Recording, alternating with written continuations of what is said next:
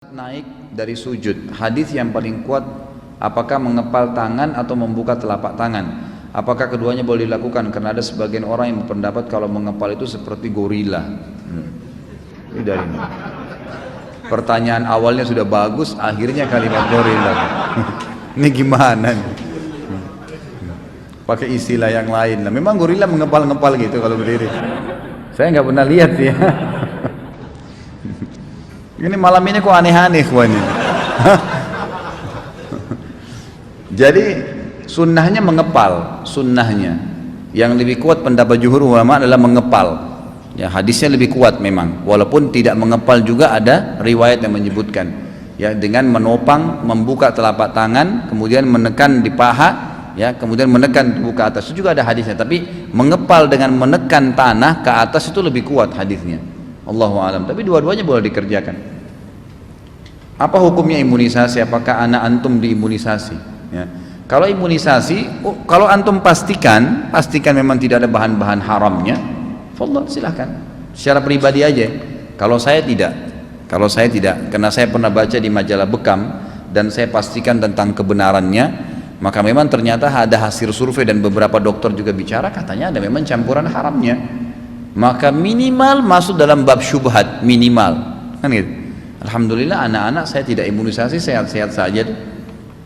Karena di situ bahasanya memang agak mengkelitik ya. Ya waktu saya baca, antum bisa beli majalah Bekam.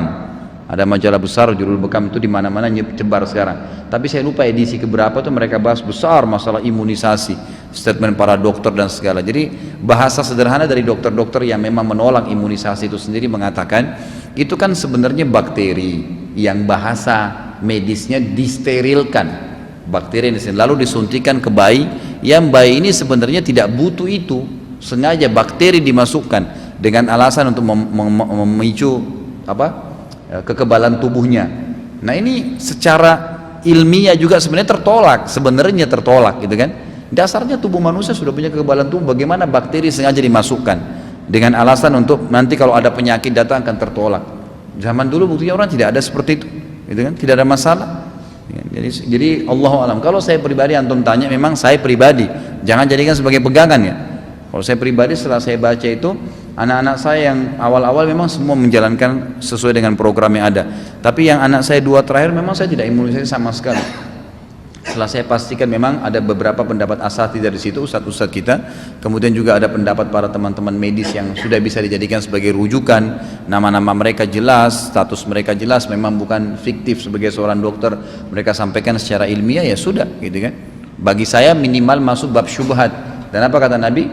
Kalau syubhat ditinggalkan maka telah menyelamatkan kehormatan diri dan agama. Kalau dilakukan berarti telah jerumuskan dirinya pada yang haram. Jadi jelas dijauhi. Ustaz, bagaimana hukumnya memainkan alat musik dan bernyanyi?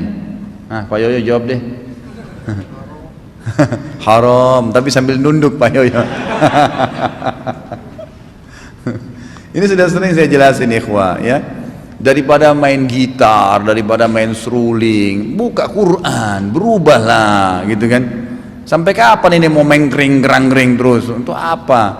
Habis waktu, suaranya kalau bagus pakai dalam tilawah. Antum coba cari cuplikan, saya lupa kemarin itu sempat ada salah seorang teman dari Saudi itu ngirimin saya juga lupa namanya. Ada satu bekas penyanyi terkenal Amerika, anak muda, dia lagi ditawar sekian juta dolar untuk nyanyi, tapi dia nolak. Subhanallah, masuk Islam, setelah setahun masuk Islam hafal Quran, dia jadi imam terus disoting. Suaranya Masya Allah luar biasa, didengarkan ke Quran, sampai kalau dia jadi imam itu penuh masjid, orang datang semua. Kenapa nggak dialihkan ke Quran, suara antum yang bagus tuh Masya Allah ya, itu bagus, lebih baik ya, daripada hal-hal sebegini.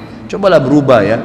Bagaimana jika alat musik supaya tidak mubadzir lalu dijual kan itu.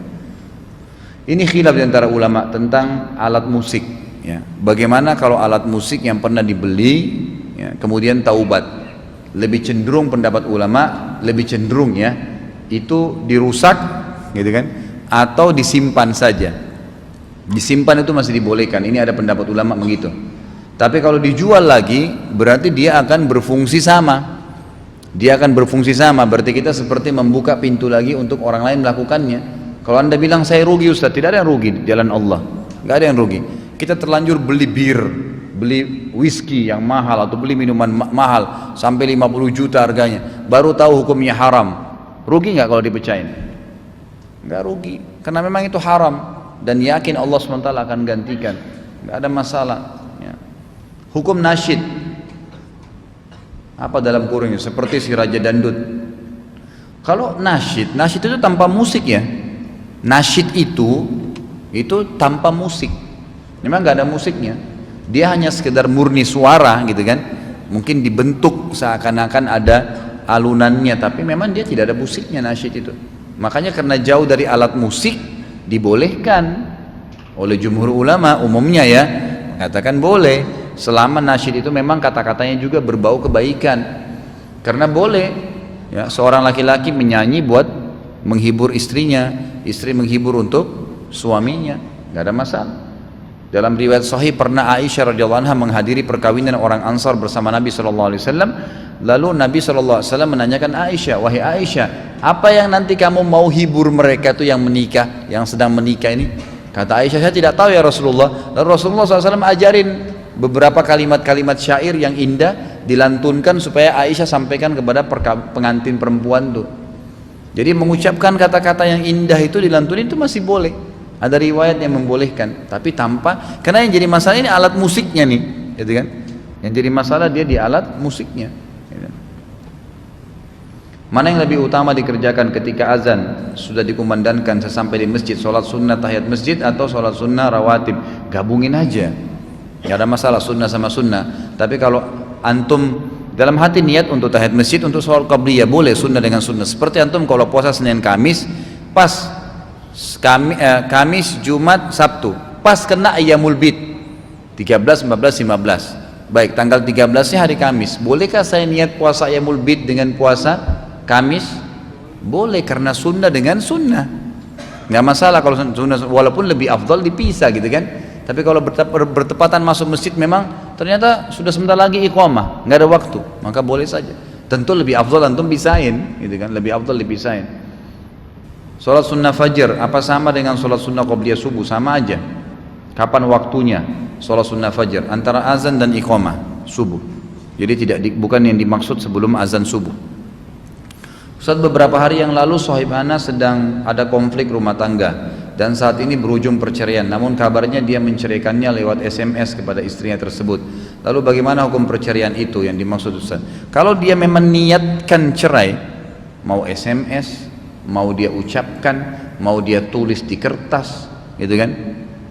Mungkin dia ucapkan kalimat cerai memang dengan niat menceraikan, jatuh cerainya. Jelas dalam Islam itu, gitu kan?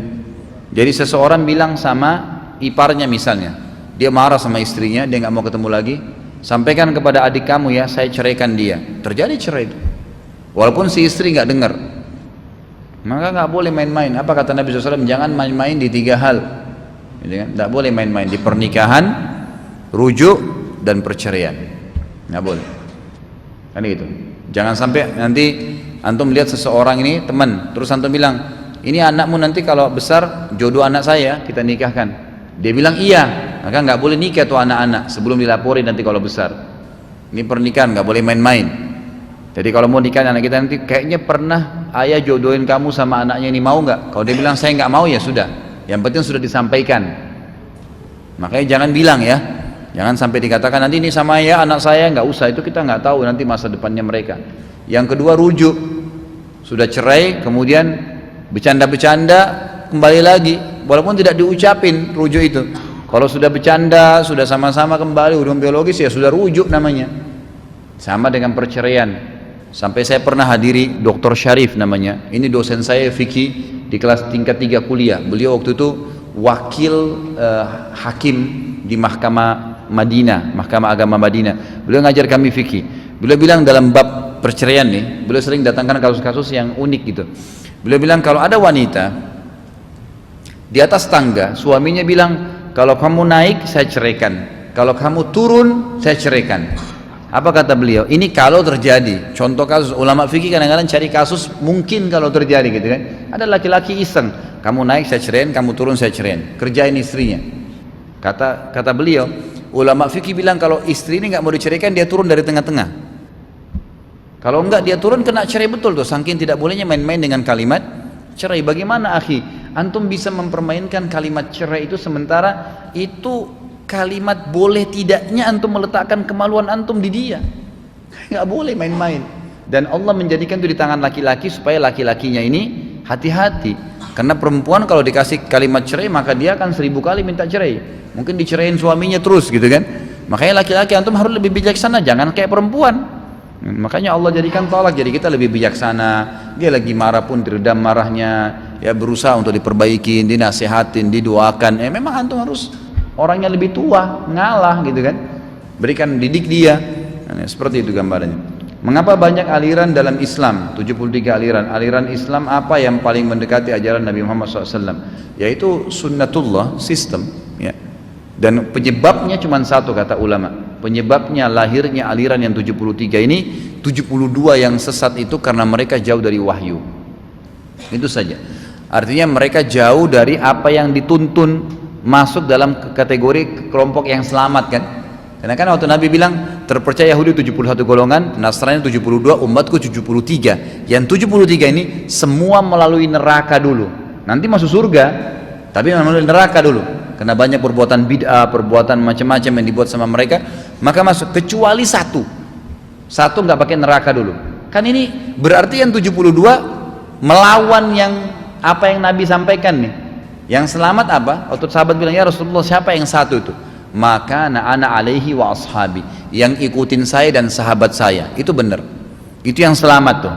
Artinya antum di zaman sekarang pun, pada saat antum mau mempelajari Al-Quran, tetap sesuai dengan pemahaman para sahabat. Karena Al-Quran turun pada mereka, gitu kan.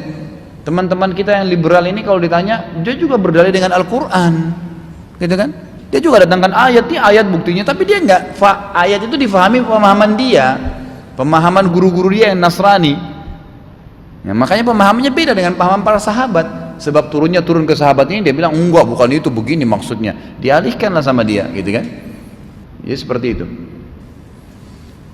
Apakah agama para jin, Qarin, sama seperti agama manusia ada saat ini? Enggak, kalau Qarin itu mereka tetap, Qarin itu bagian daripada setan yang nanti akan masuk neraka sama iblis, gitu kan. Qarin itu memang bagian dari setan. Makanya kata Nabi SAW, semua kita ini punya pendamping dari malaikat dan jin. Ya, dari setan ya, malaikatnya mengingatkan kebaikan, setannya mengingatkan keburukan. Lalu sahabat heran, kalau malaikat sahabat tidak kaget, tapi kalau setan, sahabat bilang, ya Rasulullah, anda juga punya Qarin dari setan?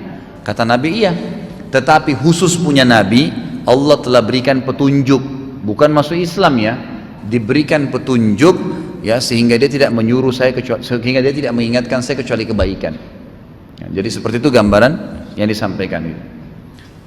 Apa maksud dari surah Al-Falaq ayat 4, dari kejahatan perempuan penyihir yang meniup pada buhul-buhul talinya? Jadi memang umumnya kata ulama tafsir, penyihir itu 90% perempuan penyihir, gitu kan. Ada nggak antum dengar di Indonesia ini kakek lampir? Hah? Digambarkan nenek. Penyihir itu biasa begitu. Dan subhanallah, umumnya penyihir itu didominasi dengan perempuan. Makanya Allah mengatakan naffathat, itu tiupan penyihir-penyihir wanita, walaupun ada penyihir laki-laki. Jadi ditiupkan pada buhul-buhul. Umumnya penyihir itu selalu pakai buhul. Jadi dia kalau mau ikat pakai boneka, nanti diikat benang, nanti diikat, itu namanya buhul-buhul yang dia ikat. Jadi dia ikat kakinya, nanti orang itu kena sihir kakinya yang sakit, nanti diruqyah kakinya, gitu kan. Seperti itu yang dimaksud dengan surah Al-Falaq ayat 4 tadi. Apakah Rasulullah SAW selalu melakukan doa kunut pada saat subuh? Karena ada sebagian imam yang melakukan dan ada yang tidak. Hadis yang menyebutkan Nabi SAW tidak pernah meninggalkan kunut ya di subuh hari, itu hadis yang lemah, hadis yang lemah. Tapi kalau apakah Nabi SAW pernah kerjakan? Pernah saja, gitu kan. Dan ini tidak dipermasalahkan oleh para ulama ya, nggak masalah. Ya. Sampai Imam Ahmad rahimahullah mengatakan, siapa yang ikut sholat di belakang Syafi'i, yang ikut mazhab Syafi'i ya, lalu dia tidak kunut, maka tidak usah dia sholat. Jadi antum kunut aja, nggak apa-apa, ikut kunut saja. Tapi kalau antum mau kunut juga tidak apa-apa, tidak kunut pun tidak apa-apa, tidak dilarang, gitu kan, nggak dilarang. Jadi jangan dianggap itu sebuah pelanggaran yang besar, enggak. Karena memang ada riwayat, cuma didhaifkan oleh para ulama hadis. Dalam rukun iman yang ketiga yaitu mempercayai kitab-kitab Allah, hanya Al-Quran yang kemurniannya tetap terjaga, sementara 3 kitab yang lain diragukan kemurniannya. Apakah kita tetap harus mengimani ketiga kitab tersebut? Mengimani keberadaannya iya. Bahwasanya ada suhuf Nabi Ibrahim, ada Taurat, ada 4 bukan 3 ya. Suhuf Nabi Ibrahim, Taurat Nabi Musa, Zabur Nabi Daud, Injil Nabi Isa, dan Quran Nabi Muhammad SAW. Jadi keempat kitab yang lain tetap wajib diimani keberadaannya. Tapi nggak usah cari tahu di mana, bagaimana ayatnya, apa hukumnya, nggak perlu. Cukup diimani, oh iya memang ada kitab ini. Gitu. Bila orang melakukan amalan puasa Daud dan suatu waktu saatnya jadwal puasa mendapat undangan walimah atau acara lain dan ada makan-makannya, apakah dia tetap berpuasa atau tidak? Bila tidak puasa, apakah dianggap terputus puasanya? Jadi dia bebas saja, karena puasa sunnah ya. Puasa sunnah itu bebas. Sholat sunnah, antum bisa batalin kapan saja. Ada alasan, tidak ada alasan, tidak ada masalah. Kan gitu. Tapi kalau antum tergantung niat-niat, oh karena teman saya undang deh, saya mau dahulukan untuk mengikram dia, boleh saja, tidak ada masalah. Hak kita kok itu, gitu kan? Hak kita, tidak ada masalah. Jadi boleh saja, boleh batalin, boleh enggak. Kalau dia batalin karena dia sudah niat tadi puasa dari awal, kemudian dia batalin karena udzur syar'i, tiba-tiba sakit mah jam 9 pagi, terpaksa dia harus makan nasi misalnya, atau tiba-tiba temannya undang dan dipaksa untuk makan, itu lain, bebas saja, nggak masalah. Dan insya Allah selama dia niat dari awal subuh tadi memang sudah niat puasa, maka tidak ada masalah, dapat pahala puasa dan tidak terputus puasa Daudnya, gitu kan? Apabila seseorang dalam perjalanan jauh menggunakan kereta, di suatu tempat terdengar suara azan, maka dia melakukan sholat. Setelah sholatnya selesai, tiba-tiba terdengar suara azan karena perbedaan wilayah. Apakah sholatnya diterima? Atau apakah orang tersebut harus mengulang sholatnya?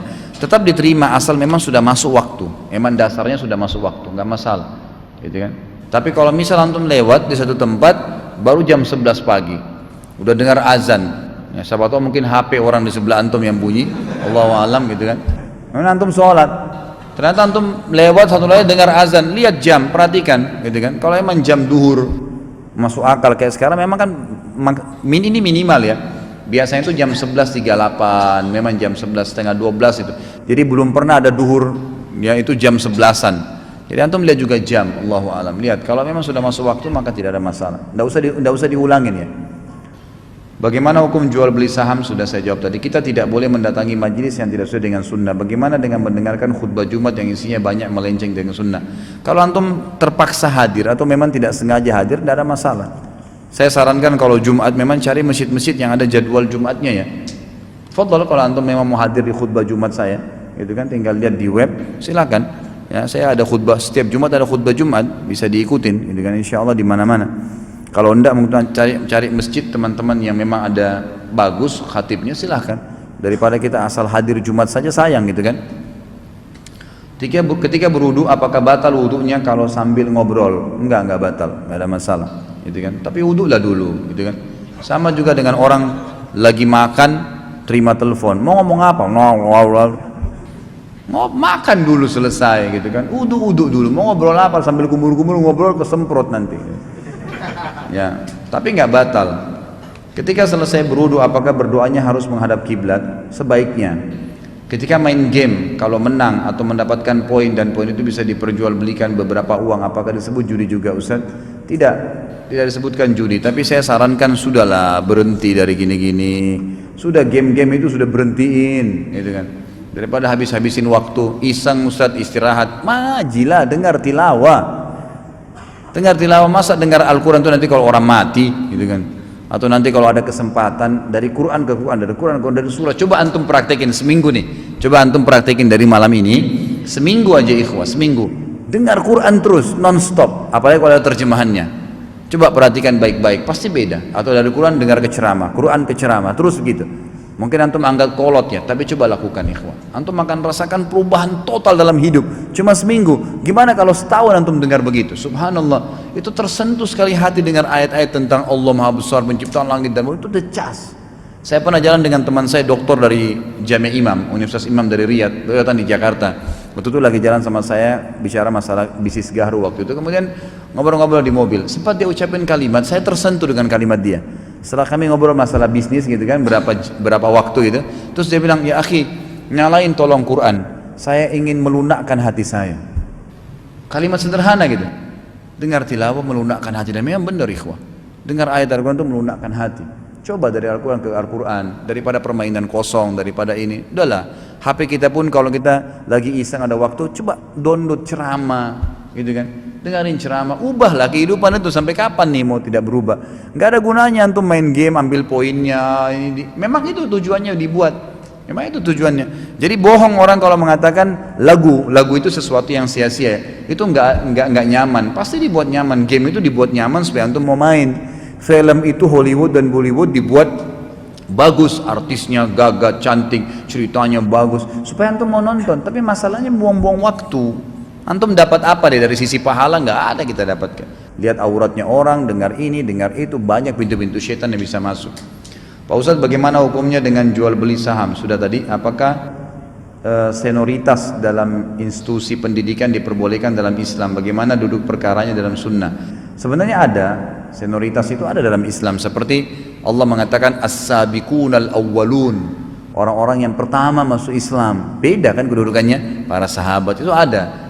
Senioritas dalam Islam ada. Tapi senioritas ini bukan berarti dia lebih baik spontan, tidak.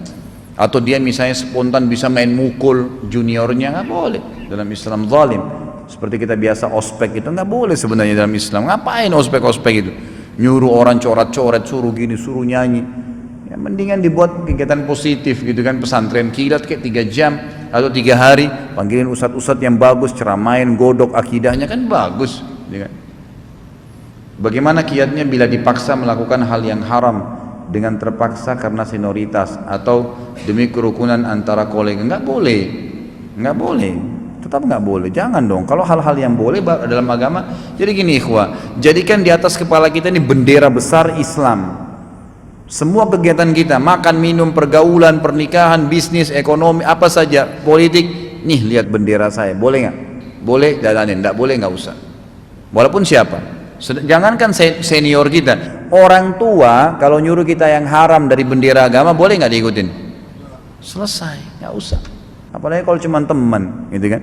Saya kalau lagi meeting sama orang non-muslim pun pernah datang ke Kalibata restoran saya ngobrol masalah sesuatu gitu, azan, maaf Pak ya, saya mau sholat, agama saya perintah saya sholat. Oh iya Pak, langsung dia hormatin. Oh enggak, ini karena bisnis biliaran, enggak apa-apa, sholatnya tunda dulu. Oh enggak ada ceritanya itu. Ustaz, bagaimana dengan permainan? Sudah tadi ini, masalah monopoli dan seterusnya. Bagaimana jika mengikuti sebuah perlombaan tapi harus dikenakan biaya? Sudah. Jangan tambah lagi ya. Ustaz, saya mau tanya, apakah ada ibadah khusus dalam menyambut kelahiran anak? Enggak ada ibadah khusus. Sama sekali, nggak ada sama sekali. Doain supaya bisa mudah melahirkan. Setelah melahirkan, ya baru ada ibadah. Ya baru ada ibadah. Seperti misalnya hari ke-7 memberikan nama, mencukur rambutnya, menumpahkan darah. Antum yang mendatangi teman-teman yang sudah melahirkan, doakan. Kan sunnah kan, kalau ada orang baru melahirkan kita doakan. Doanya itu begini: Barakallahu laka fi mauhubin laka. Barakallahu laka. Untuk laki-laki ya, kalau laki-laki ke laki-laki atau perempuan, barakallahu laki. Semoga Allah berkahi untukmu fi mauhubin laka. Kalau laki-laki, kalau perempuan fi mauhubin laki. Mauhub itu yang telah Allah berikan kepadamu. Semoga Allah berkahi kamu di kelahiran ini, maksudnya di anak ini. Ya. Wa syakartal wahib. Kalau perempuan, wa syakartil wahib. Semoga kau mensyukuri Allah, pemberi zat, pemberi al-wahib ini Allah, karena dikasih kelahiran tadi. Wa balagha asyuddahu. Kalau perempuan, kalau laki-laki anaknya wa balagha asyuddahu. Semoga dia tumbuh besar sempurna dalam ketaatan kepada Allah. Dan kalau perempuan anaknya wa balagat pakai ta asyuddaha. Semoga Allah sampaikan dia tumbuh besar dalam ketaatan kepada Allah subhanahu wa ta'ala. Allahu a'lam. Mudah-mudahan Allah berkahi majelis kita ini. Dan seperti biasa kita berdoa kepada Allah subhanahu wa ta'ala, semoga orang yang sakit di antara kita dan seluruh muslimin disembuhkan. Semua orang yang terlilit utang maka dilunasi utangnya. Semua orang-orang yang masih belum dapat hidayah diberikan petunjuk. Yang sudah dapat hidayah dan ilmu insyaAllah bisa mengamalkan. Dan semoga Allah subhanahu wa ta'ala memberkahi sisa umur kita dengan amal-amal saleh. Serta sebagaimana Allah pertemukan kita di majelis ini, ikhwan dan akhwat sekalian, juga saya memohon kepada Allah yang maha agung dan maha pemurah untuk menyatukan kita di surga firdausnya tanpa hisab insyaallah. Kalau ada benar dari Allah, kalau ada salah dari saya mohon dimaafkan. Subhanakallahumma bihamdika